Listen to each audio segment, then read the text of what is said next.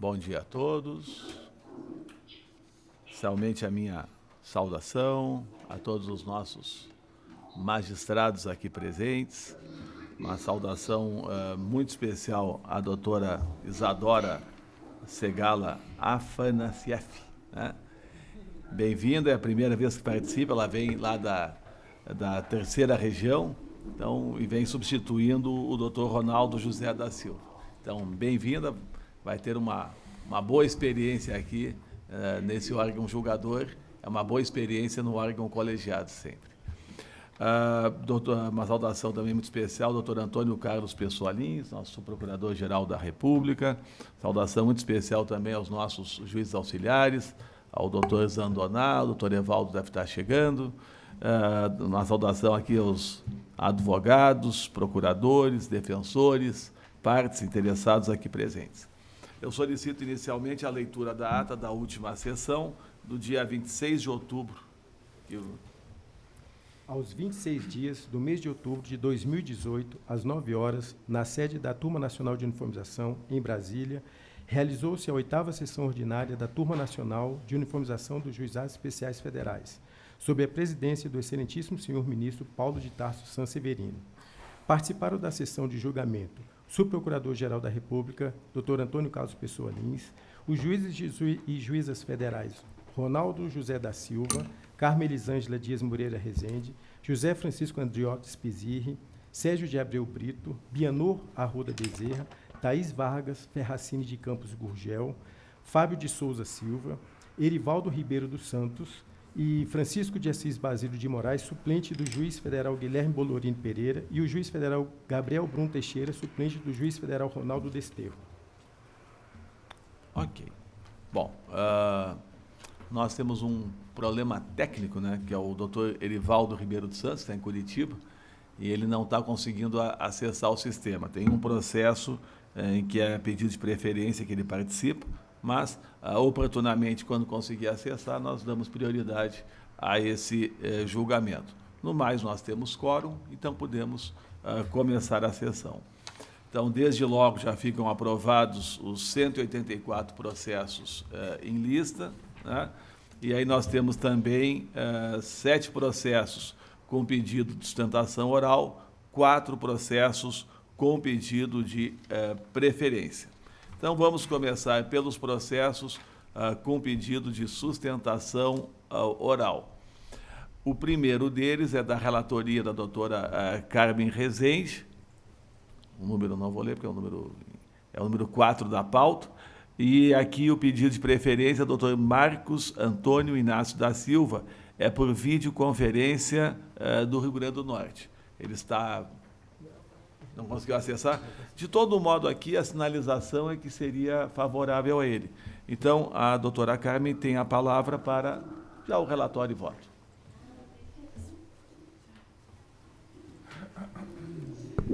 Bom dia a todos.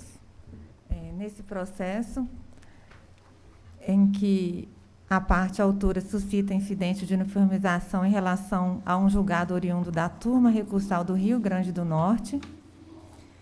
Eu estou seguindo precedentes da TNU, que já decidiram favoravelmente a tese sustentada pelo autor, no sentido de que, ainda que o contrato de trabalho que ele tenha exercido junto ao município tenha sido considerado nulo pela ausência do concurso público, ainda assim, o período em que ele laborou, devido a esse contrato, pode ser utilizado para fins previdenciários, para que ele possa computar a fim de conseguir uma aposentadoria.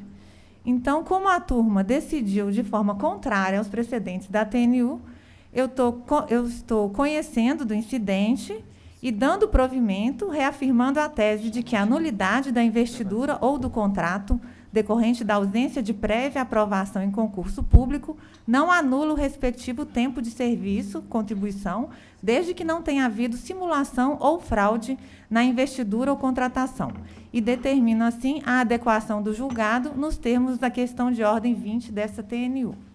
Esse é meu voto. Coloco em discussão. Alguma divergência? Todos de acordo?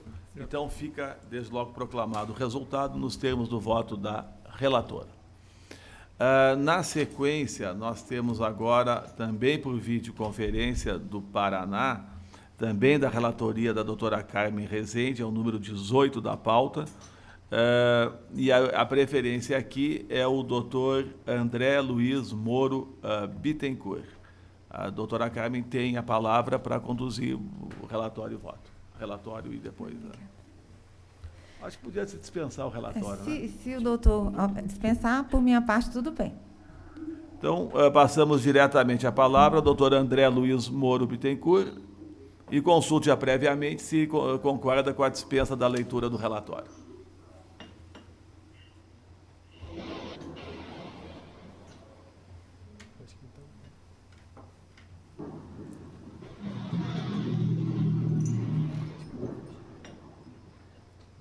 Parece que ele não está escutando.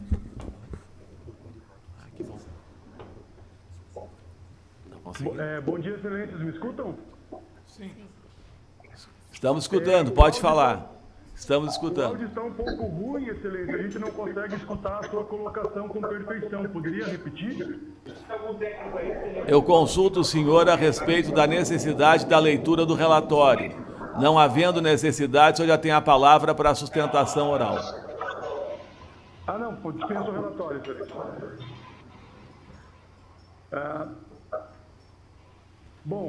Primeiramente gostaria de agradecer a oportunidade, nobre presidente, nobre relatora, demais julgadores, a quem saúdo na pessoa do Dr. Fábio Souza e já parabenizo pela sua atuação agora junto a esta Turma Nacional de Uniformização. O presente caso versa sobre o reconhecimento ou não da especialidade da atividade até o ano de 1995. O recorrente exerceu a função de vigilante durante a maior parte da sua vida laborativa e o acórdão recorrido acabou entendendo que, mesmo até o ano de 1995, para comprovar a especialidade da atividade, ele deveria fazer não só a prova perante CPPS, por exemplo, ou enfim, provar o da atividade, mas também provar a habitualidade e permanência e outros pontos que se provariam ali por PPP. Bom, o que se coloca no presente incidente é o reconhecimento do tempus regi actum e a correta interpretação da lei. Por quê? Porque até 1995, como sabemos, a norma era clara no sentido de que a especialidade da atividade será reconhecida simplesmente pela comprovação do exercício da atividade profissional. Situação essa que já é incontroversa nos autos. Somente com o advento da alteração legislativa em 95 é que se veio a falar ali em comprovação de habitualidade e permanência, exposição a agentes nocivos, índices qualitativos, quantitativos, enfim. E, para tanto, invocamos como precedente uma decisão da primeira turma recursal do Rio Grande do Sul, que, assim como defendemos o nosso recurso, entendeu que há uma presunção de insalubridade, penosidade, periculosidade para as atividades desenvolvidas até 1995 e que estão inseridas nos decretos 53.831 e 83.080, e também invocamos aqui a súmula 26 desta mesma TNU, que tem ali já pacificado o entendimento de que somente a partir de 95 é que vai falar atualidade, permanência e outras provas, e que a atividade de vigilante é equiparada à guarda nos termos do item 2.5.7 do anexo 3 do decreto 53.831. E, além da súmula já colocada por essa TNU, também trazemos à baila o recente recurso especial da lavra do ministro Napoleão Muniz Maia Filho, 1.410.057, que mais uma vez pacificou o entendimento no sentido de que a atividade de vigilante, a atividade de guarda é especial, sobretudo até 1995. Então, o que se coloca a julgamento agora perante essa Turma Nacional de Uniformização é que, mais uma vez, essa turma, ao interpretar a norma, mantém o seu entendimento simulado, como dissemos, ao sentido de que, até 1995, há que se reconhecer a atividade como especial pelo exercício dela, sem se falar na necessidade de outras provas. Então, em resumo, o que pedimos aqui é que se mantenha a interpretação já simulada, né, na súmula 26 dessa Turma Nacional de Uniformização. Muito obrigado, senhor. Agradeço a sustentação oral. Retorna a palavra a eminente relatora, apenas consignando que o doutor Erivaldo já está lá atento no Paraná, via videoconferência. Bom dia para o senhor. Bem-vindo. Doutora Carmen tem a palavra. Obrigada. Nesse pedido de uniformização, a parte autora pretende que seja declarado o direito de reconhecimento de tempo especial por categoria profissional de vigilante até 1995. Ouvi atentamente a sustentação oral, mas o meu voto, eu sigo precedentes dessa casa, inclusive proferidos na sessão passada, em que a TNU decidiu que a atividade de vigilante necessita a efetiva comprovação do porte de arma de fogo, tanto para o período posterior quanto anterior à Lei 9.032, de 1995.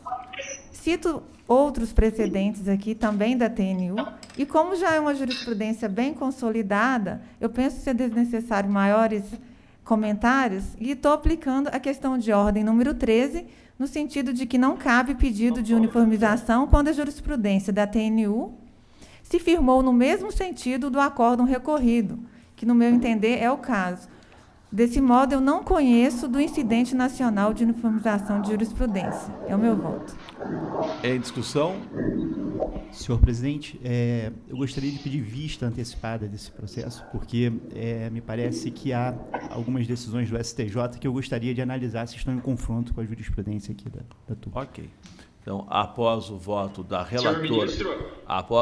relatora, não conhecendo do recurso, do incidente, pediu vista antecipada o doutor Fábio de Souza, os demais aguardam, né? Pois não. Presidente. Bom dia. Bom dia, excelentíssimo ministro Paulo de Tarso Sanseverino, na pessoa de quem saúdo os demais integrantes do colegiado. Eu peço mil desculpas pelo atraso em entrar na sala. Eu tive problema técnico aqui na minha estação de trabalho. O Windows resolveu atualizar exatamente na hora do início da sessão e eu tive que aguardar um pouco. Mas eu consigo vê-los muito bem e consigo ouvir também, de tal sorte que a minha participação na sessão está absolutamente tranquila. Aproveito também a oportunidade, ministro, para saudar os senhores advogados, advogadas e os servidores da casa. Estou atento e à disposição do senhor. Bom dia, bem-vindo então. Então, o terceiro pedido de preferência é o número 20 da pauta, também da relatoria da doutora Carmen, e aqui o pedido de preferência pelo requerente é o doutor Adriano Celso de Souza, também em videoconferência, também do Paraná, e a doutora Carmen tem a palavra para conduzir o julgamento. Eu já consulto desde logo o doutor Adriano acerca da dispensa da leitura do relatório. Bom dia, primeiramente, posso dispensar sim. Então, tem a palavra para a sustentação oral pelo prazo regimental. Bom dia a todos. O presente processo incidente trata do pedido de reconhecimento de atividade especial de 86 até a 10, no qual a parte recorrente esteve exposto a agentes biológicos. Nosso processo teve sentenças de improcedência, assim como a 4ª turma recursal aqui do Paraná não acolheu nossa tese nem nossa sustentação. E aqui defendemos que as decisões tidas dentro desse processo são contrárias a julgados do TRF3, do STJ e até algumas decisões monocráticas da própria TNU.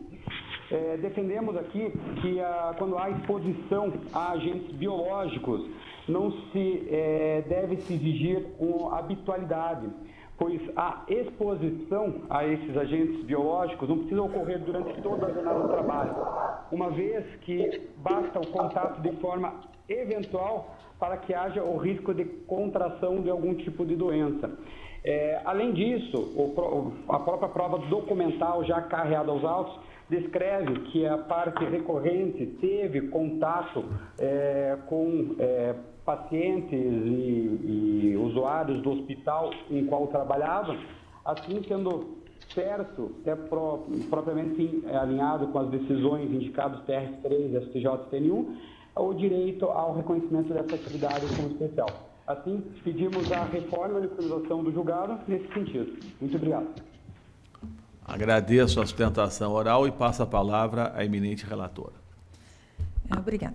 Nesse pedido de uniformização, a discussão, como já foi adiantada pelo ilustre advogado, refere-se à exposição a agentes biológicos, em que a turma de origem entendeu que o demandante mantinha somente exposição eventual aos agentes biológicos, sendo incabível o reconhecimento do tempo especial no período pleiteado. Embora ele trabalhasse em ambiente hospitalar, ele trabalhava em área do setor administrativo.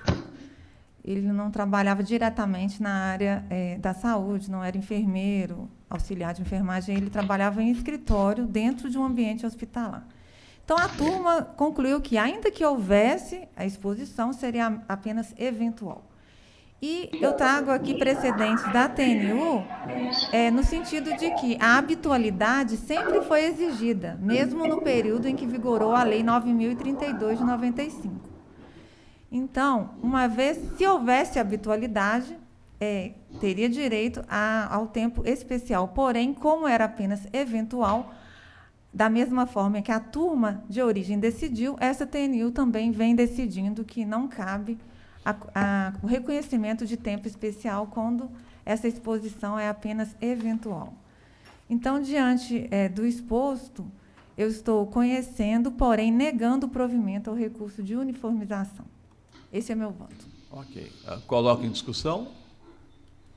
Todos de acordo? Proclamo o resultado por unanimidade. Conheceram do pedido, mas negaram o provimento nos termos do voto da relatora.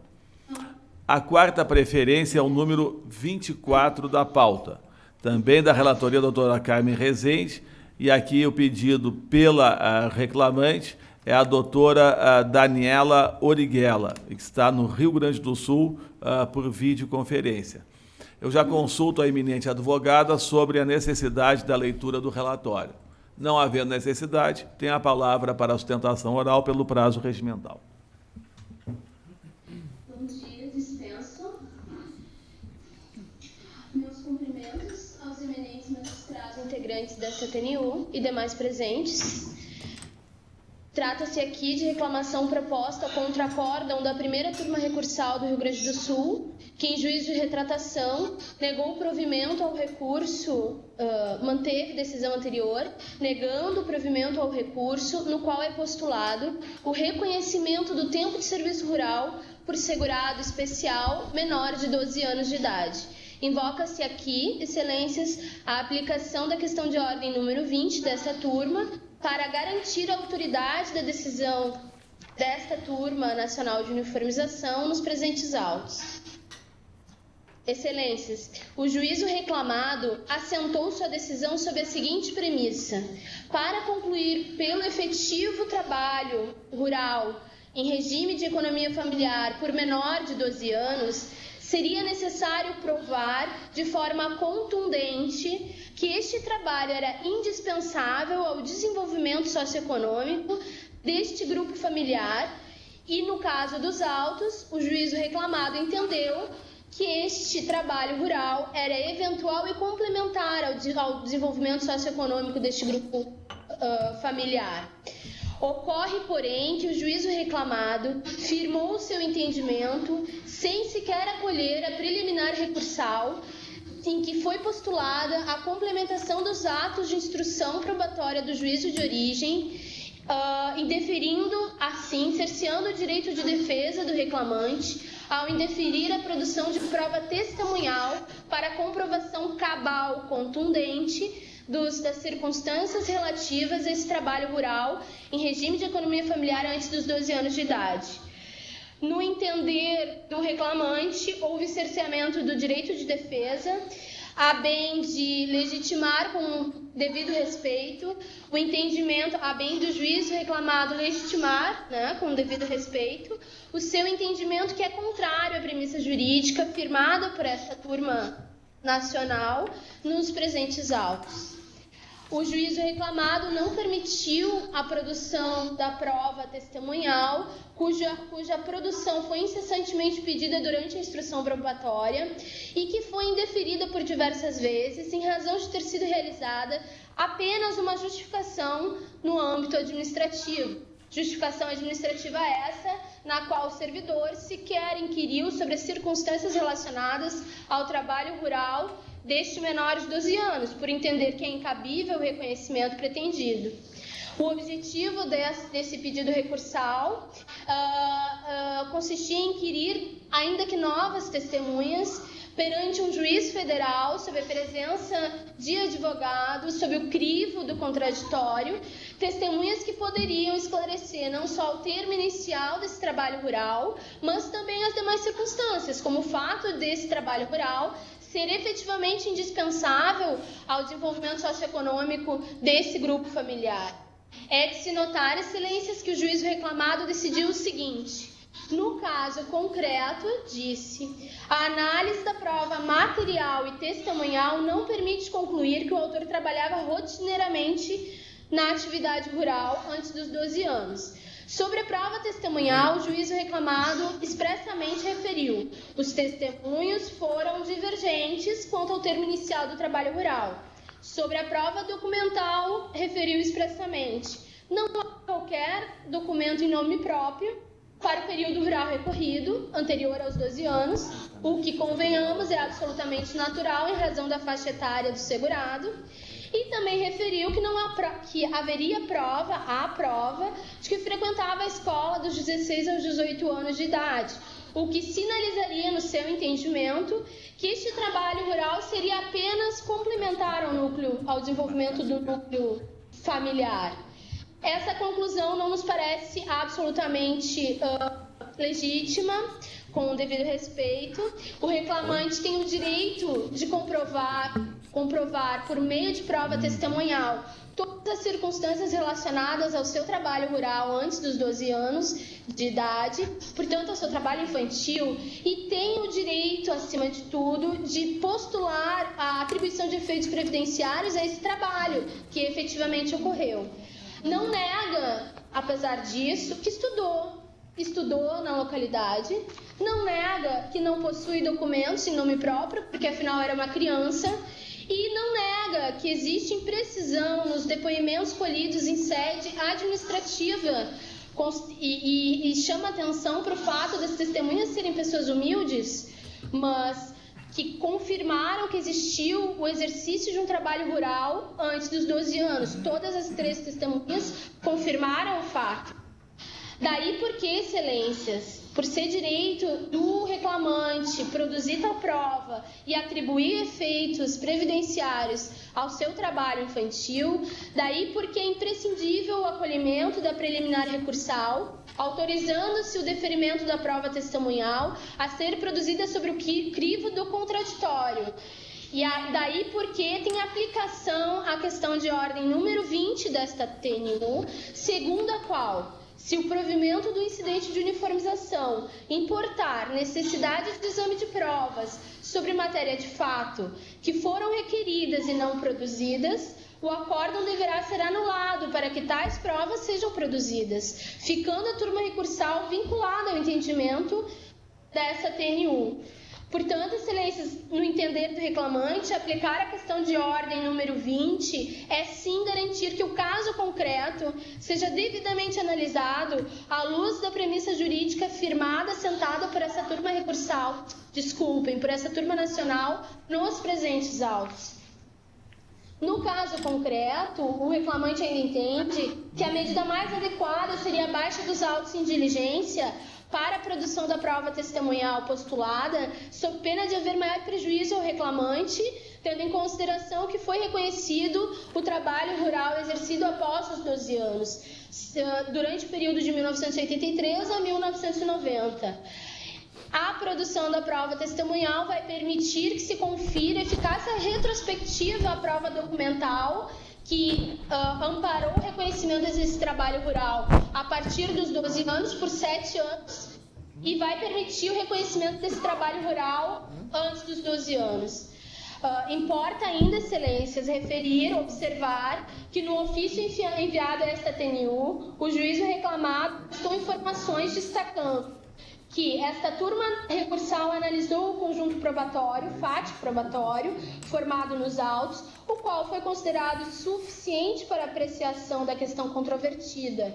No entanto, não se pode considerar suficiente o conjunto probatório se, afinal, não foi permitido ao reclamante a produção de prova judicial que era absolutamente necessária ao deslinde do feito. Lembrando que a justificação administrativa foi produzida com foco no trabalho rural a partir dos 12 anos, sem a presença de advogado, sem haver questionamentos a respeito do trabalho, das circunstâncias desse trabalho rural anterior aos 12 anos. Então, para decidir sobre o trabalho rural em questão, se efetivamente era eventual e complementar ao núcleo familiar ou não, parece, no entender do reclamante, que é imprescindível a produção da testemunhal perante o juízo federal, porque aquela prova produzida no âmbito administrativo não apurou as circunstâncias nas quais foi prestado o trabalho rural pelo menor, sendo necessário permitir ao reclamante a produção dessa prova. Sendo assim, o reclamante requer o provimento da presente reclamação, cassando-se a decisão reclamada nos termos ora expostos, a fim de garantir a autoridade da decisão desta TNU nos presentes autos. Era o que me cabia. Agradeço a sustentação oral e passo a palavra à eminente relatora. Obrigada. Então, no acórdão primitivo, a turma recursal de origem havia entendido ser inviável o cômputo do labor rural antes dos 12 anos de idade, baseando-se, para tanto, no regramento legal e na súmula 5 da TNU. Foi, então, interposto o pedido de uniformização e, aqui aportando, o ministro-presidente da TNU determinou a adequação ao entendimento consolidado neste colegiado. Os autos, então, retornaram à turma de origem para que aplicasse o entendimento da possibilidade de cômputo do tempo anterior aos 12 anos, porque dos 12 anos para frente já havia sido considerado. Contudo, a turma de origem, ao adequar o julgado, manteve o resultado, pela improcedência, né, sobre outros fundamentos.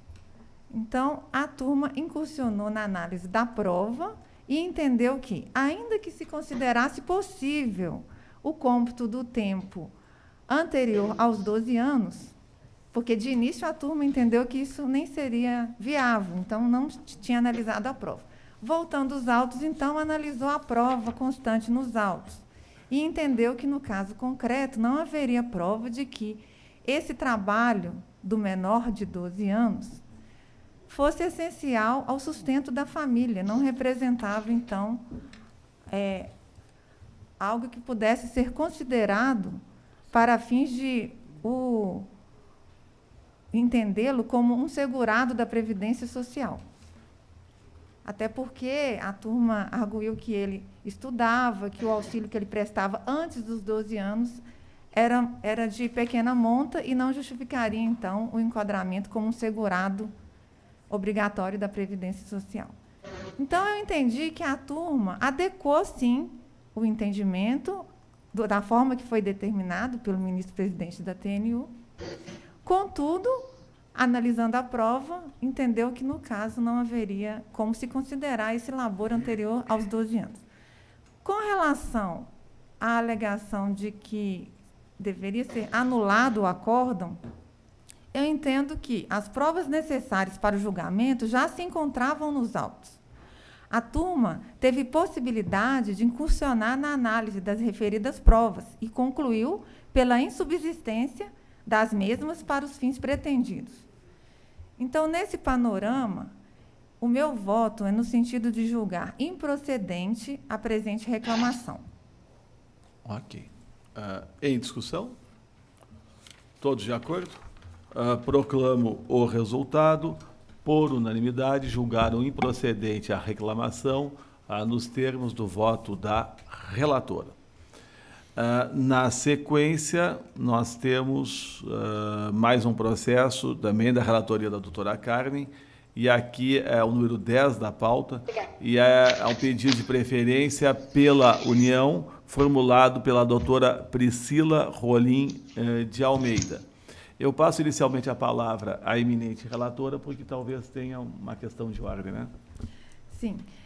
Tem uma questão de ordem que, diante da relevância do tema, da multiplicidade das ações versando sobre a mesma matéria, o colegiado entendeu em converter o rito para o rito dos recursos representativos da controvérsia. Então, vai ser postergada a análise da questão meritória para a fase posterior à oitiva dos interessados do Ministério Público. E eu propus a redação da seguinte tese: saber se é devido o pagamento integral da cota-parte dos honorários advocatícios de sucumbência das causas em que forem parte a União, suas autarquias e fundações, aos inativos, em igualdade de valor entre ativos e inativos, no período de agosto a dezembro de 2016, nos termos do artigo 39 da Lei 13.327 de 2016. Tudo bem. Obrigada. Ok. Bom dia. Em discussão? Todos de acordo? Então, por unanimidade, afetaram a questão como tema representativo de controvérsia nos termos do voto da eminente relatora. Agradeço, então, a doutora Priscila. Na sequência, nós temos o número 30 da pauta, que é da relatoria do Dr. José Francisco Spizerri. E aqui a preferência pelo requerido, Dr. Márcio Genovese Marques, que pode se aproximar da tribuna. Antes, porém, eu passo a palavra ao relator, que é uma sinalização de que o voto é favorável à tese da parte requerida.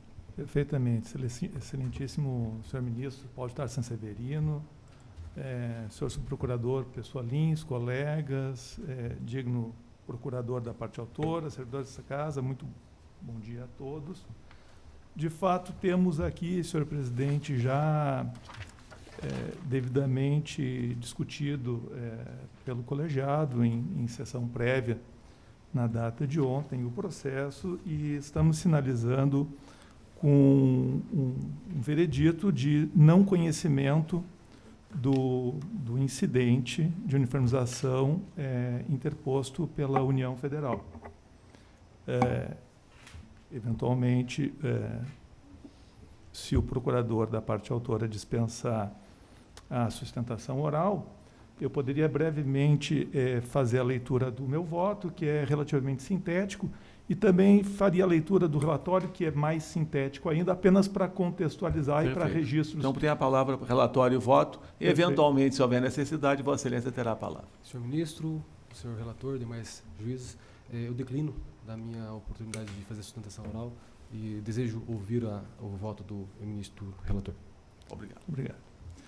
Trata-se de pedido nacional de uniformização de jurisprudência interposto pela União contra acórdão da primeira turma recursal do Paraná, que confirmou sentença de procedência ao pedido do autor e determinou o reajustamento de seus proventos de aposentadoria no cargo de inspetor de café exercido junto ao extinto IBC, Instituto Brasileiro do Café, conforme a remuneração do cargo de fiscal de abastecimento e preço da SUNAB a partir de 10 de março de 92 e a partir de 1º de dezembro de 99, conforme a remuneração do cargo de auditor fiscal da Receita Federal.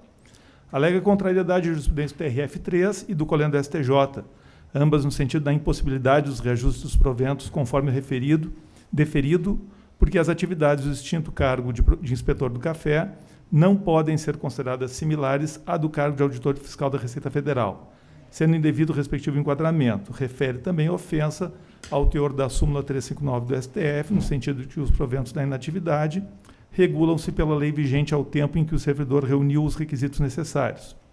Arremata indicando o julgado do TRF4, que referenda a impossibilidade de reenquadramento de servidores do extinto IBC no cargo de FTN. Requer a reforma da decisão em sua integralidade. O incidente foi admitido na origem também pela presidência da STNU. Decido. O incidente não merece ser conhecido. Primeiramente, registre-se que os acordos de tribunais regionais federais não se constituem paradigmas válidos para demonstrar dissídio interpretativo passível de uniformização perante esta TNU, a quem compete promover a uniformização da jurisprudência entre turmas recursais de diferentes regiões ou dessas em face dos entendimentos plasmados no âmbito do colendo STJ. Tampouco merece ser um incidente conhecido no que tange à insurgência do INSS acerca da equiparação dos proventos de aposentadoria do autor com os vencimentos de servidores exercentes do cargo de fiscal de abastecimento e preço da SUNAB no período de 10 de março de 92 a 30 de novembro de 99. Observe-se que todos os julgados citados nas razões do incidente versam sobre pedidos de equiparação do cargo de inspetor de café ao cargo de AFTN, sem que qualquer deles cogite de uma possível equiparação com o cargo de fiscal de abastecimento e preço da SUNAB. Em outras palavras, não foi indicado paradigma válido que tenha tratado de enquadramento ou reajustamento de proventos com base no cargo de fiscal de abastecimento e preço da SUNAB, de modo que não restou demonstrada contrariedade jurisprudencial ou divergência de tese passível de uniformização quanto a esse ponto específico. Melhor sorte não assiste com relação à insurgência manifestada acerca da parametrização dos reajustes dos proventos de aposentadoria do autor com base no cargo de auditor fiscal da Receita Federal, que eu faço uma retificação, eu mencionei antes o AFTN, auditor fiscal da Receita Federal.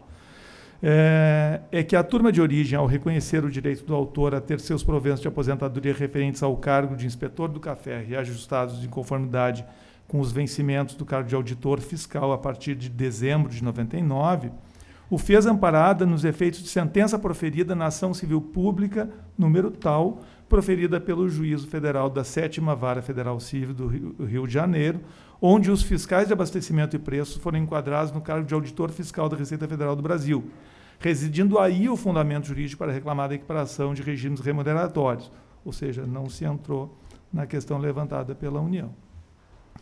Por sua vez, os paradigmas relacionados no PU enveredam todos para a impossibilidade do enquadramento do cargo de inspetor de café com auditor fiscal a partir da dessemelhança das atribuições de cada cargo.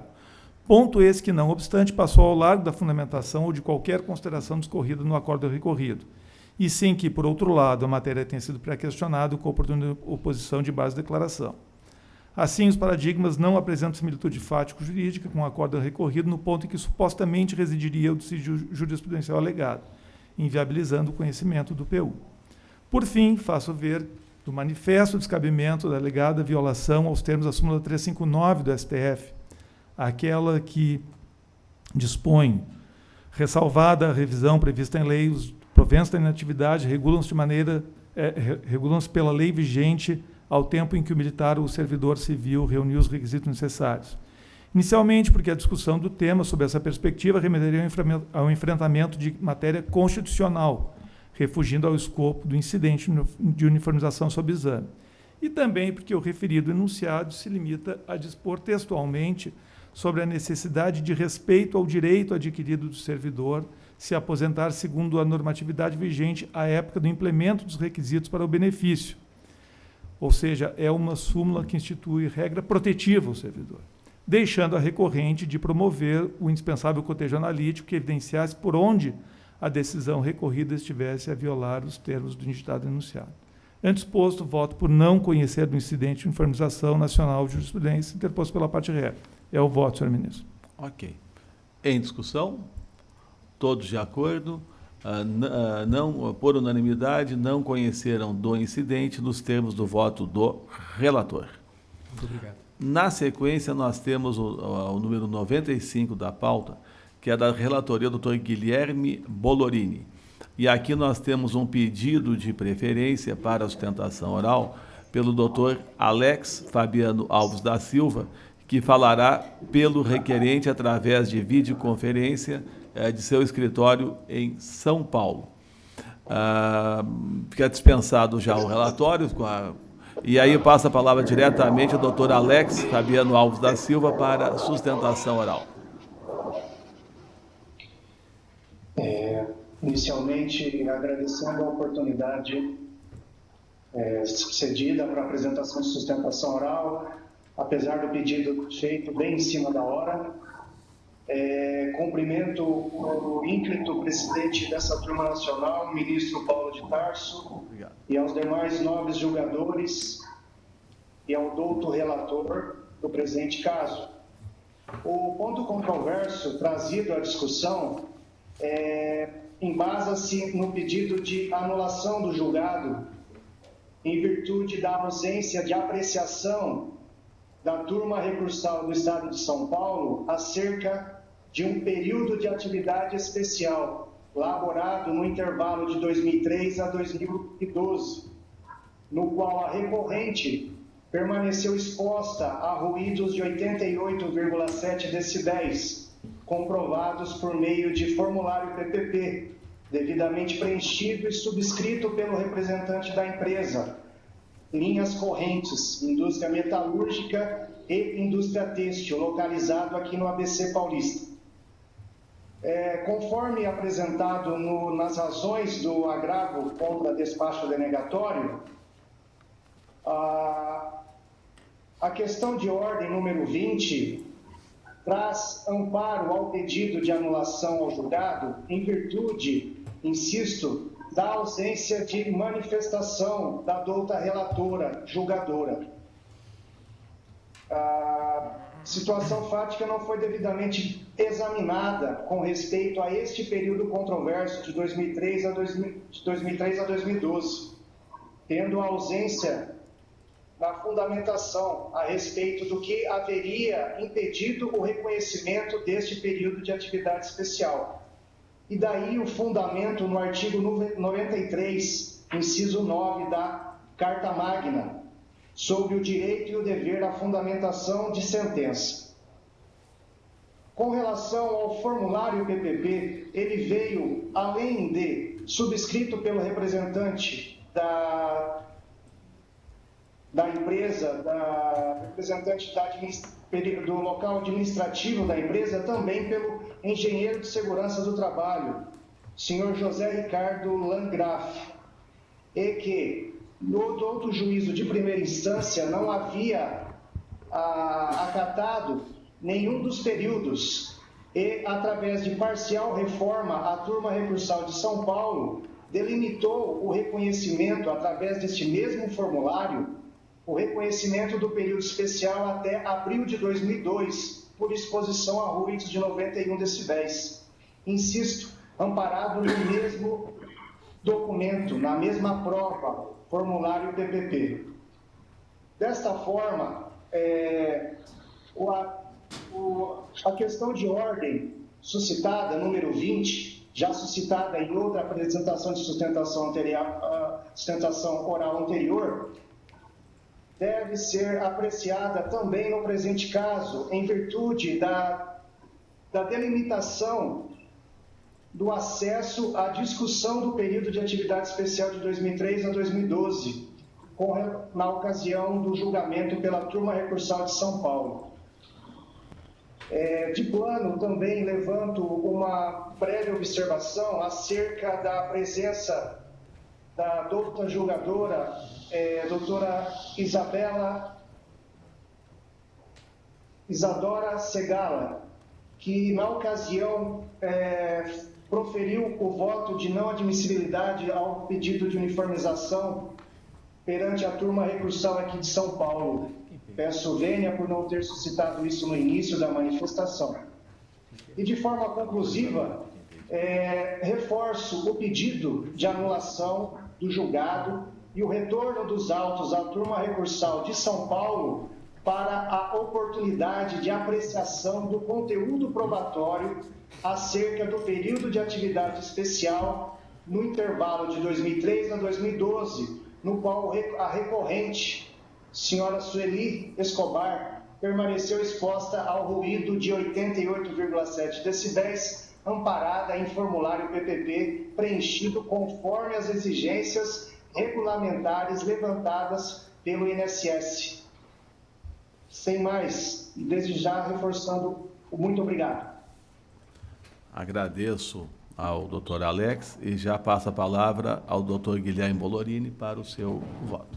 Muito bom dia, senhor ministro. Bom dia, doutor Antônio Carlos. Bom dia a todos os colegas e servidores. Bom dia, doutor Erivaldo. Bom dia aos advogados. Cumprimento, em primeiro lugar, o advogado pela brilhante sustentação oral. E vou falar sobre o contexto do caso concreto. É um pedido de reconhecimento de tempo especial. O pedido foi referente aos períodos de junho de 84 a setembro de 93 e de outubro de 94 a outubro de 2012. A sentença julgou improcedente o pedido, foi interposto o recurso e a turma recursal julgou reconhecendo os períodos de junho de 84 a setembro de 93, tal como requerido na inicial, e com relação ao segundo, de outubro de 94, e cessou em abril de 2002. Então, não houve o reconhecimento do período de 2003 a 2012. Não foram interpostos os embargos de declaração e o autor interpôs diretamente o pedido de uniformização. Eu transcrevi aqui os paradigmas indicados e, em primeiro lugar, eu observei que não foi feito cotejo analítico, nos termos do artigo 15, inciso 1 do regimento interno da TNU, para mim, um motivo suficiente para não conhecer do incidente, mas eu avancei um pouco também e os paradigmas que o advogado apresentou referem-se à questão de fundamentação do julgado. Foram 2 julgados da TNU, nos quais houve anulação do acórdão da turma de origem. No entanto, esses julgados da TNU, eles falam em fundamentação, não falam em omissão. Na realidade, a decisão na turma de origem, ele apreciou a questão, mas entendeu o requerente do incidente que elas não foram fundamentadas e, com base nessa afirmação, a TNU acatou o pedido e anulou os julgados. No caso aqui, no caso concreto deste incidente, não há questão de fundamentação, e sim questão de omissão. Portanto, também, por esse motivo, não conheço do incidente, voto por não conhecer do incidente, com base na questão de ordem número 22. Também observo que caberia ao requerente a interposição dos embargos de declaração, para que a turma de origem apreciasse essa questão. Isso não foi feito, e por não ter sido feito, a turma não reapreciou, e eu entendo, portanto, que incide também a questão de ordem número 35 da TNU, que diz que o conhecimento do pedido de uniformização pressupõe a efetiva apreciação do direito material controvertido por parte da turma de que emanou o acórdão impugnado. Finalmente, senhor ministro, eu entendo que essa questão levantada no incidente é uma questão que permeia todo o incidente de natureza processual e, portanto, é vedado à turma reexaminá-la com base na súmula 43 deste colegiado e, portanto, eu voto pelo não conhecimento do recurso, senhor presidente. Ok. Coloco em discussão. Senhor ministro, primeiramente, bom dia a todos. Com a devida vênia do eminente relator, eu divirjo nesse caso pelos seguintes motivos. Eu acho que a turma de origem, ela não fundamentou, de fato, o acórdão ao não mencionar sequer os motivos do não reconhecimento do período especial de 19/11/2003 a 10/10/2012. E, com isso, me parece que, em todos os paradigmas, são paradigmas válidos aqui para o conhecimento desse recurso. E, avançando, a jurisprudência aqui da TNU diz que, nesses casos em que não há fundamentação e que isso obsta ao exercício do direito material pelo autor, mesmo que a questão seja processual, é possível, sim, o conhecimento. E nós estamos diante, a meu ver, de uma nulidade absoluta, porque o acórdão não apreciou, de fato, esse período. Ele não mencionou os motivos do não reconhecimento. Então, eu conheço do incidente e do provimento para anular o acórdão e restituir para novo julgamento. Ok. Segue em discussão. Posso escolher os votos? Então, o voto do relator é pelo não conhecimento, né? E divergiu já antecipadamente a doutora Thaís. Então, vamos na sequência, doutor Guilherme, doutor Sérgio de Abreu Brito. Bom dia, senhor ministro, bom dia a todos. Com a devida vênia de divergência, eu acompanho o voto do relator. Doutor Ronaldo Desterro Silva. Senhor ministro, eu também acompanho o voto do relator. Doutor Bianor. Doutor Fábio. Com o relator.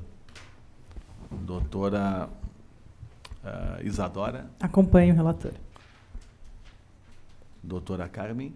Com o relator. A doutora Erivaldo. Desculpa. Obrigado, ministro. Com o relator. Doutora Carmen. Também, com o relator. Doutor José Francisco Spizirri. Com o relator e com a vênia da divergência também. Ok. Então, proclamo o resultado.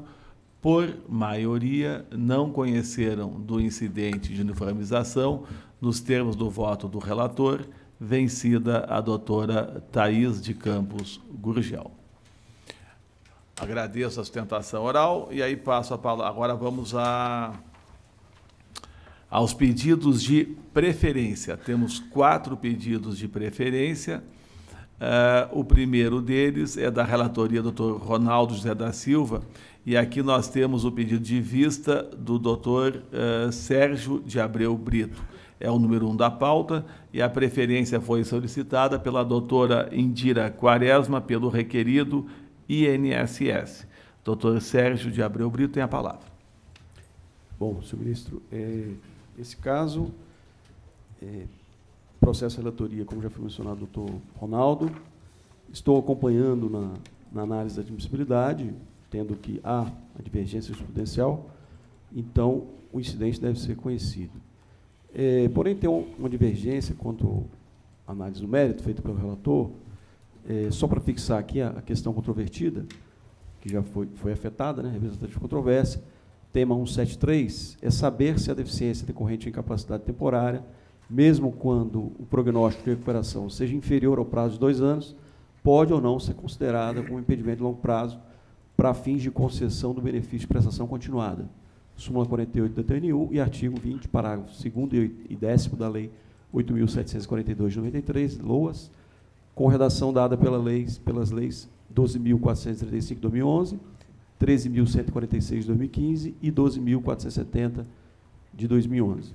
Vou fazer um resumo do meu voto, só rapidamente fazendo a questão constitucional, essa previsão desse benefício assistencial, prestação continuada de valor de um salário mínimo, está previsto no artigo 203, no inciso 5º da Constituição Federal, e estabelece, né, as pessoas portadoras de deficiência e os idosos que comprovem não possuir meios de prover a própria manutenção ou tê-la provida por sua família, conforme dispuser a lei. Como se vê, o próprio Constituinte delegou ou transferiu ao legislador ordinário a definição dos pressupostos e requisitos para a concessão do benefício em exame, respeitado, logicamente, os parâmetros definidos pelo Constituinte.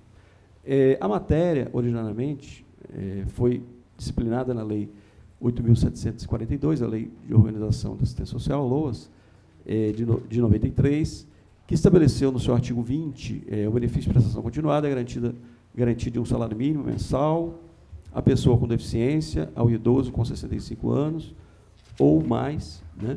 Na verdade, na redação original até foi uma idade maior, né? Na verdade, essa redação já é com a lei de 2011, a 12.435. Esse artigo 20, no seu parágrafo 2º, fixou que, para efeito de concessão deste benefício, a pessoa portadora de deficiência é aquela incapacitada para a vida independente e para o trabalho. Então, no primeiro momento, se confundia, né, a deficiência com incapacidade. Entretanto, esse conceito ele estava em dissonância com a Convenção de Nova York, a Convenção sobre Direitos das Pessoas com Deficiência, de 6 de dezembro de 2006, a qual foi promulgada pelo Decreto 6.949, de 2009, e essa convenção fixou o conceito de pessoa com deficiência da seguinte forma: pessoa com deficiência são aquelas que têm impedimento de longo prazo, de natureza física, mental, intelectual ou sensorial, os quais, em interação com diversas barreiras, podem obstruir sua participação plena e efetiva na sociedade em igualdade de condições com demais pessoas. O legislador ordinário, até porque essa convenção foi inserida no nosso ordenamento, inclusive com status de norma constitucional, pela aprovação do quórum qualificado, o legislador ordinário, em 2011, fez o ajuste na norma, na LOAS, basicamente repetindo o conceito, né, para efeito de concessão de benefício. Considera as pessoas com deficiência aquela com impedimento de longo prazo, de natureza física, então, basicamente, repetiu esse conceito. Só que no artigo, no parágrafo 10, houve uma definição desse impedimento de longo prazo, né, porque o que é um impedimento de longo prazo? 1 ano, 2 anos, 3 anos, 6 meses, 5 anos? Depende, né? Na contabilidade, por exemplo, longo prazo um ativo de longo prazo é aquele realizado até o final do ano seguinte, né? O investimento de longo prazo na economia, às vezes, é um investimento de 5 anos. Né? Então, o que é esse impedimento de longo prazo? O legislador definiu esse impedimento, né? No parágrafo 10 do artigo 20 da lei já citada, considera esse impedimento de longo prazo, para os fins do parágrafo 2º desse artigo, aquele que produz efeitos de prazo mínimo de 2 anos. Então, houve um parâmetro, né, objetivo fixado.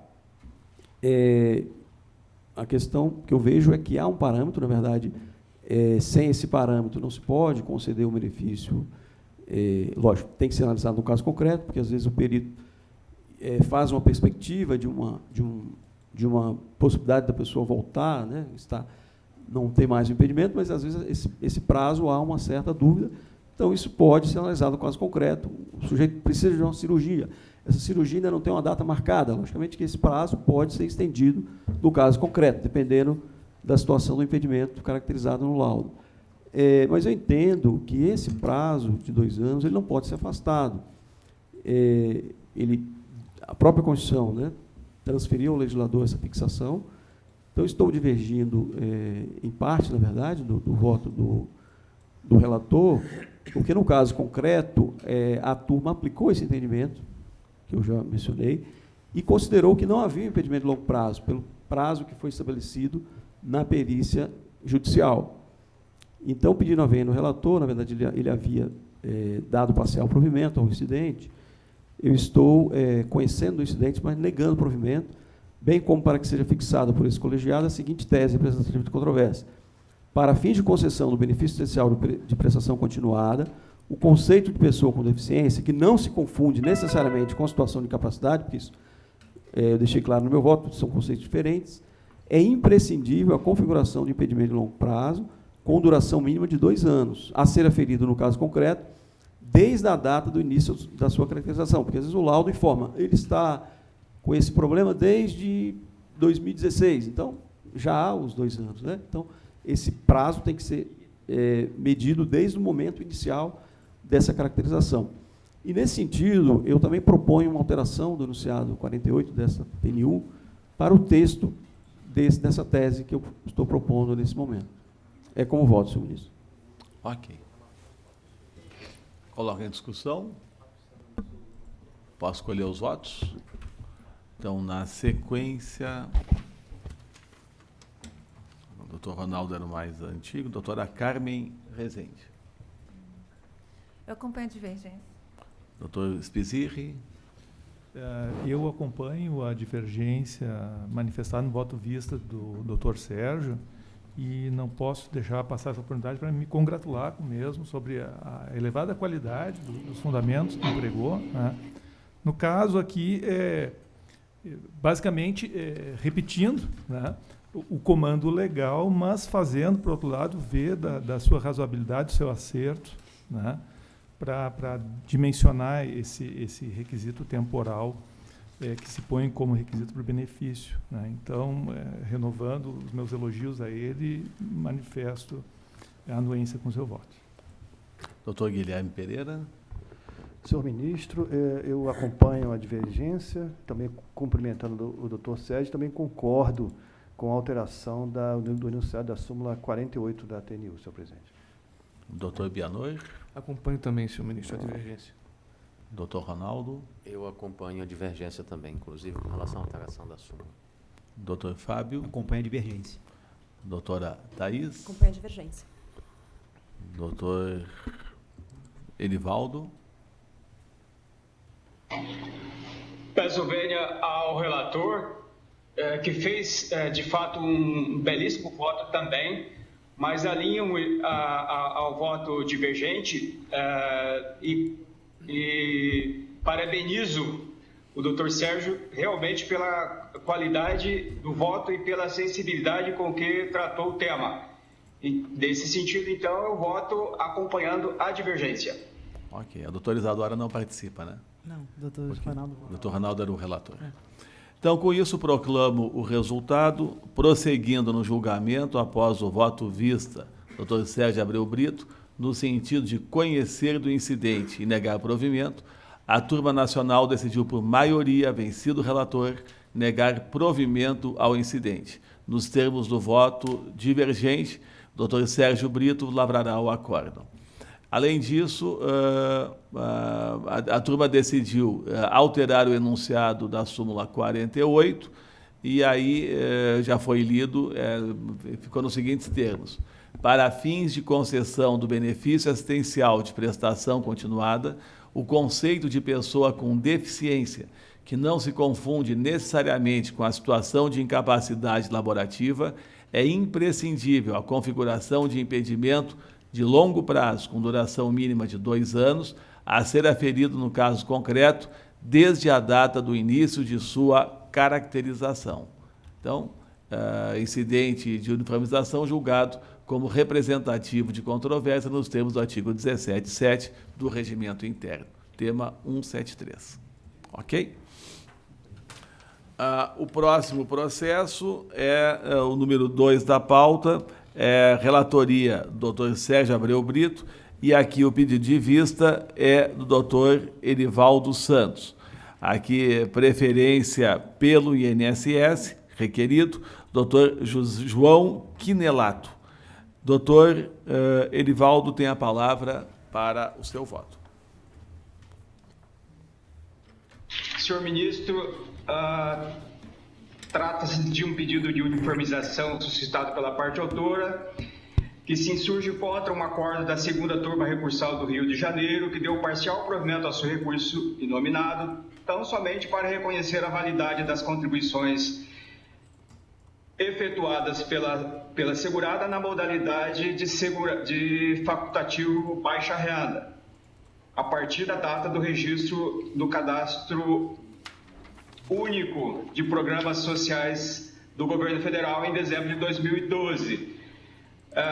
Pede no incidente que seja declarada a validade para todos os fins previdenciários dos recolhimentos realizados sob a alíquota de 5%, uma alíquota reduzida, portanto, na qualidade de segurada facultativo de baixa renda nos meses desde a competência de outubro de 2011. O relator propõe, em resumo, que seja fixada a tese no sentido de que a prévia inscrição no Cadastro Único para Programas Sociais do Governo Federal é requisito essencial para a validação das contribuições previdenciárias. Entretanto, em virtude da sua natureza declaratória, é possível a validação de contribuições vertidas nessa condição em período anterior à data de inscrição do aludido cadastro, se restar demonstrado por outros meios de prova que, no respectivo período, o segurado, além de atender os demais pressupostos legais, pertencia à família com renda de até 2 salários mínimos.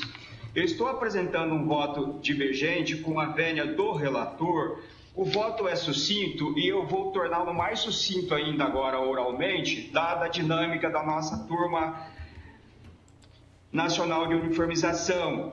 Eu estou dizendo no meu voto que o contribuinte facultativo baixa renda, destinatário da alíquota de 5%, é aquele que se dedica ao trabalho doméstico em sua residência, pertencente à família de baixa renda e inscrita no Cadastro Único de Programas Sociais do Governo Federal, cuja renda mensal seja de até 2 salários mínimos.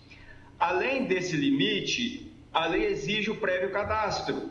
E a exigência é razoável, pois é evidente que as condições socioeconômicas que interferem no cumprimento dos requisitos e, de consequência, no direito à alíquota diferenciada, podem sofrer alterações com o passar do tempo, razão porque o cadastro representa um critério seguro para a sua aferição no momento em que é feito.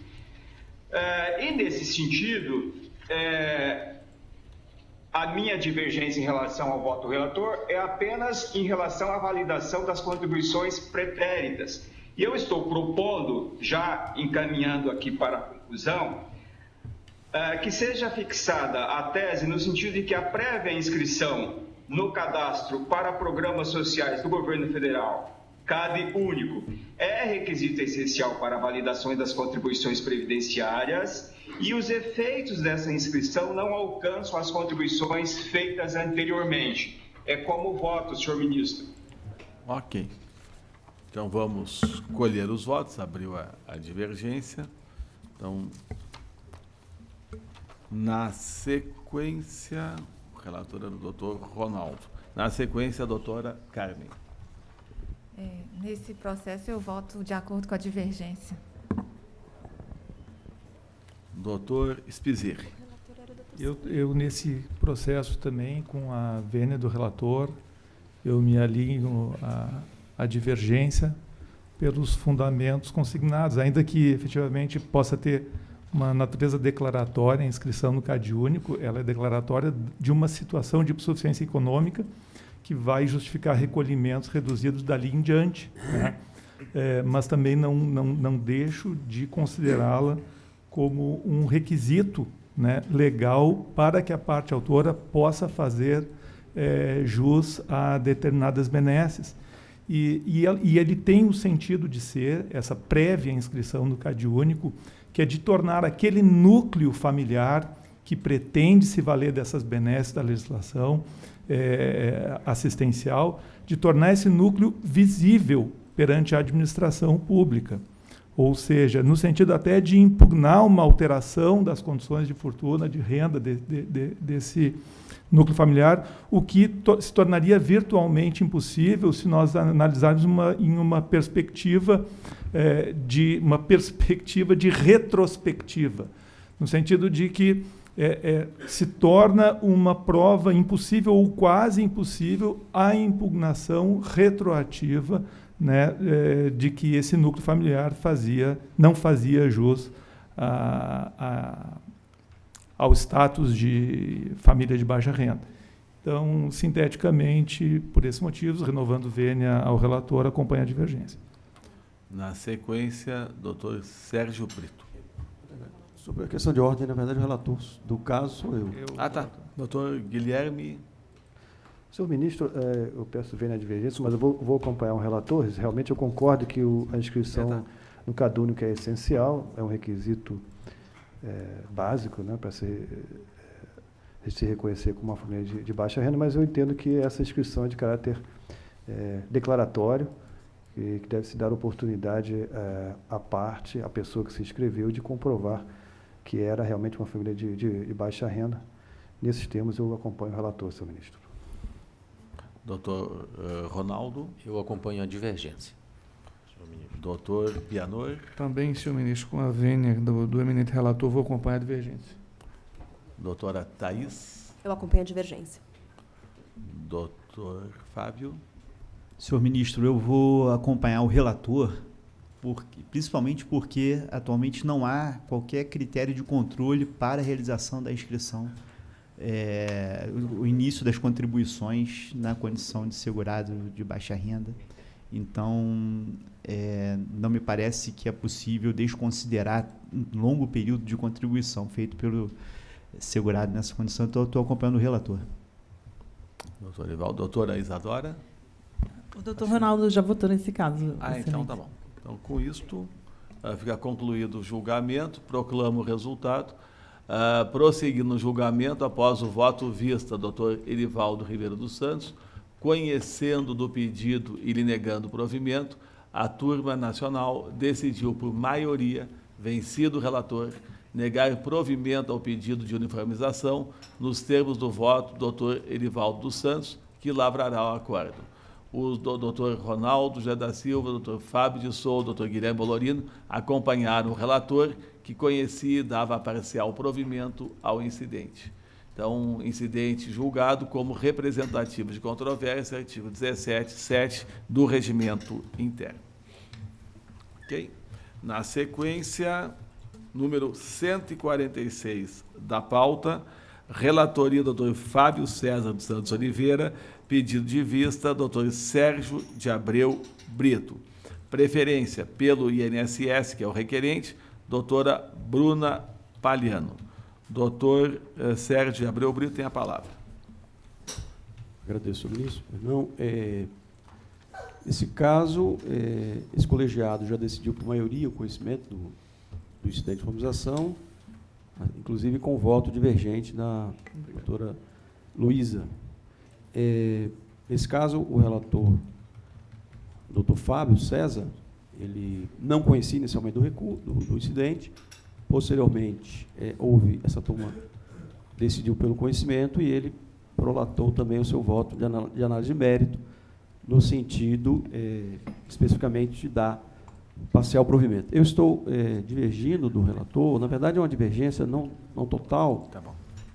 Trata-se de um tema bastante técnico, a questão do agente ruído, e o representativo de controvérsia, tema 174, saber se, para fins de reconhecimento de período laborado em condições especiais, é necessária a comprovação de que foram observados os limites, metodologias e procedimentos definidos pelo INSS para aferição dos níveis de exposição ocupacional ao ruído.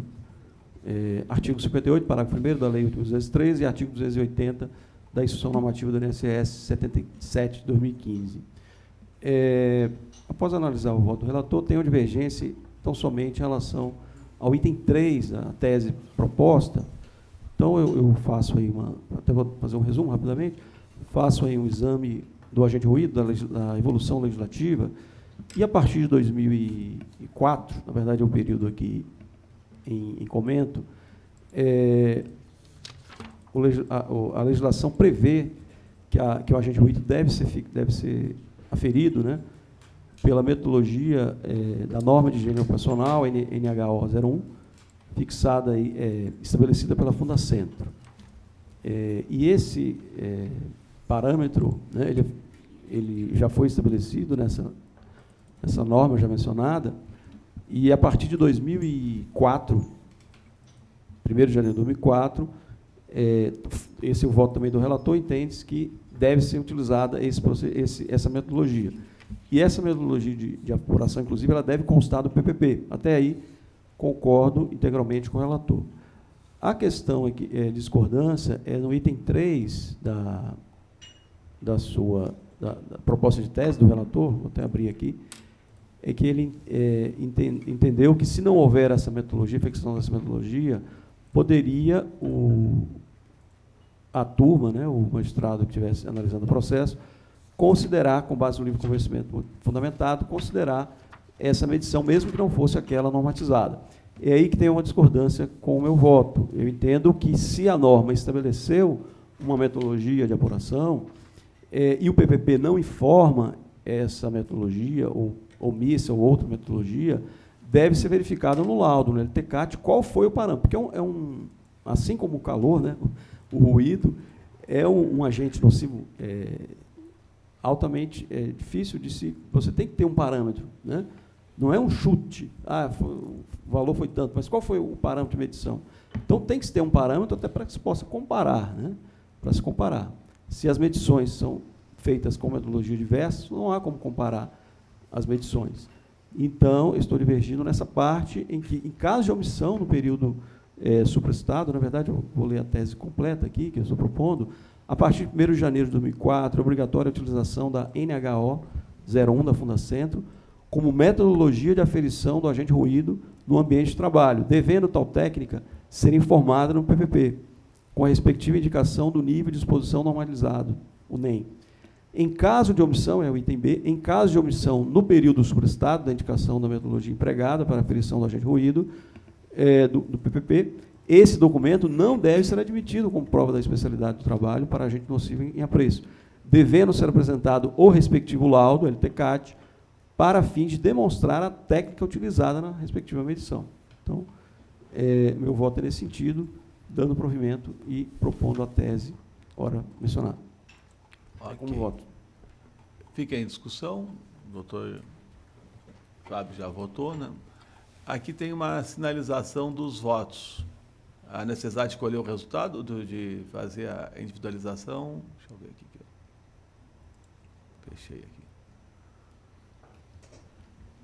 O que eu fiz de errado?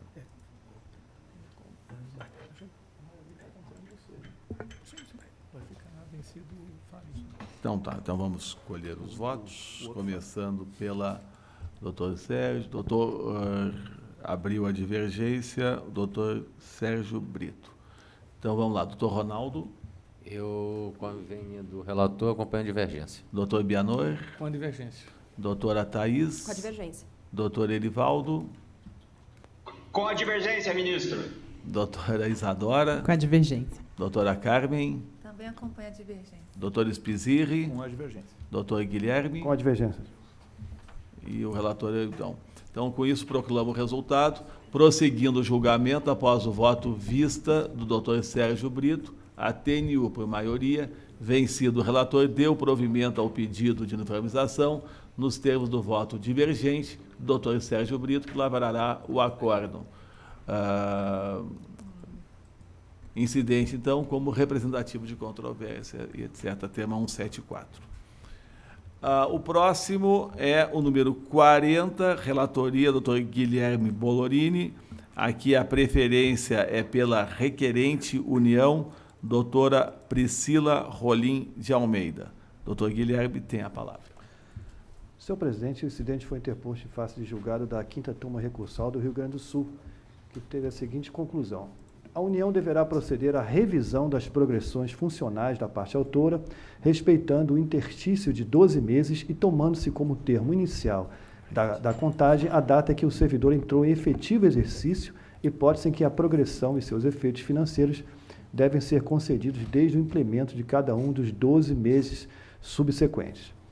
Em relação ao incidente, há uma alegação de ilegitimidade que eu afasto, com base na súmula 43 da TNU, citando um precedente do juíza federal Luísa Hickel, precedente no PEDILEF 500, final 7011.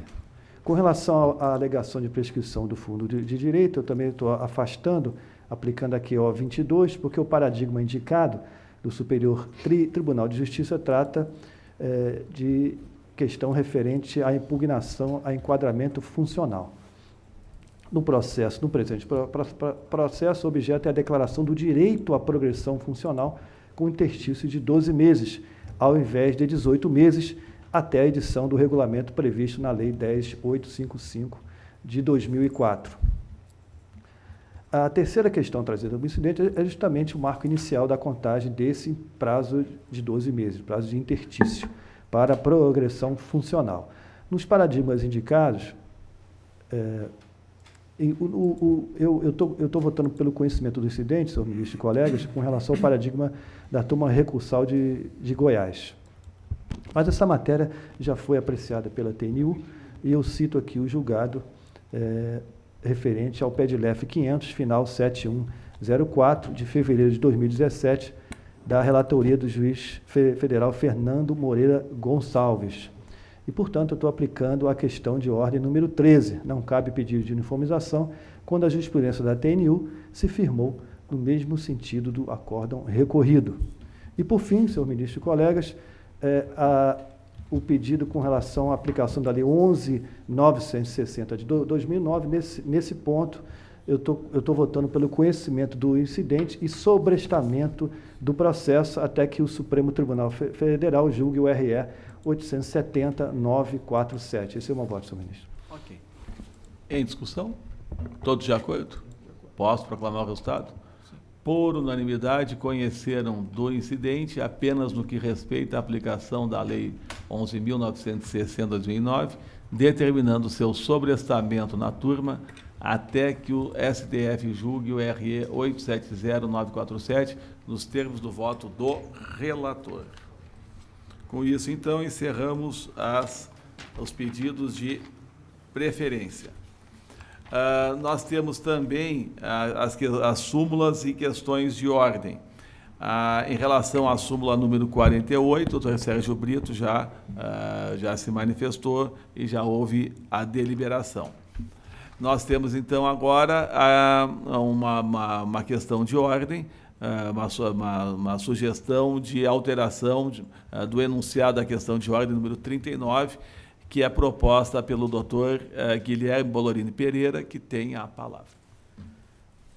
Senhor ministro e colegas, a questão de ordem diz respeito a... Vou ter aqui o acesso ao texto. Ela tem a seguinte redação: a aprovação de enunciado de súmula de jurisprudência será julgada como questão de ordem de forma apartada do dispositivo da decisão, mediante votação nominal. A minha proposta é que não só a aprovação, mas também o cancelamento e a alteração sejam decididas dessa forma sugerida pelo enunciado, senhor ministro. Essa é a minha proposta. Em discussão? Todos de acordo? Posso proclamar o resultado, então? A turma, por unanimidade, decidiu aprovar a alteração do enunciado da questão de ordem número 39, nos termos da proposta feita pelo Dr. Guilherme Bolorini Pereira. Então, na verdade, a inclusão é a questão aprovação, cancelamento e alteração de enunciado de súmula de jurisprudência será julgado como questão de ordem, de forma apartada do dispositivo da decisão, mediante votação nominal. Ok? A questão seguinte é proposta pela doutora Carmen Rezende e envolve exatamente o enunciado da questão de ordem número 40. Doutora Carmen tem a palavra para o encaminhamento. Obrigada. No bojo de uma reclamação que havia sido proposta em face da turma recursal de Minas Gerais, eu estou propondo a aprovação de uma questão de ordem com a seguinte redação: o agravo contra a decisão de inadmissão do incidente de uniformização com base nas súmulas 42 e 43, que não importam a aplicação de regras de direito material, deve ser dirigido à ATNU e não à turma de origem, como agravo interno. Essa é a minha proposta. Ok. A proposta está em discussão. Alguma divergência? Posso proclamar o resultado? Então, a turma, por unanimidade, aprovou o enunciado da questão de ordem número 40, nos termos do voto da relatora, doutora Carmen Rezende. Fica proclamado. Mais alguma questão? Senhor ministro, só com relação a essa última, que é a aprovada, se os colegas estiverem de acordo, para que se dê ampla divulgação nas turmas recursais dos estados. Ok. Então, providenciar a divulgação.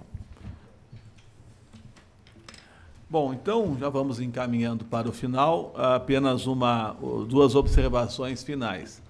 A primeira é que a data da nossa próxima sessão de julgamento, então, atendendo inúmeros pedidos, inúmeras solicitações, ela ficou antecipada para o dia 12 de dezembro, quarta-feira, às 9 horas, neste mesmo horário e local, neste mesmo local. E, ao mesmo tempo, também convido a todos para os dias 10 e 11 de dezembro, que ainda vai se realizar, então, um workshop, que é uma segunda edição da reunião de trabalho denominada Diálogos e Cooperação no Sistema Recursal dos Juizados Especiais Federais. Então, estamos encerrando mais um ano, aí se aproveita para fazer uma avaliação nesse workshop de todo o nosso sistema e, principalmente, a integração de todos os operadores, convidando, então, todos os servidores, magistrados que trabalham no sistema do juizado especial para participarem, e aí com isso também se permite, até a partir dessa avaliação, até um planejamento das atividades. Mas o mais importante é a integração, já que todos nós somos integrantes de um sistema e um sistema que funciona muito bem, né? Então, vamos apenas aprimorar esse sistema. Se nada mais tiverem, alguma observação a mais, eu vou agradecer, então, a presença de todos, em especial hoje da doutora Isadora, que faz a sua primeira sessão, bem-vinda, e, com isso, então, declaro encerrada esta sessão de julgamento. Muito obrigado a todos.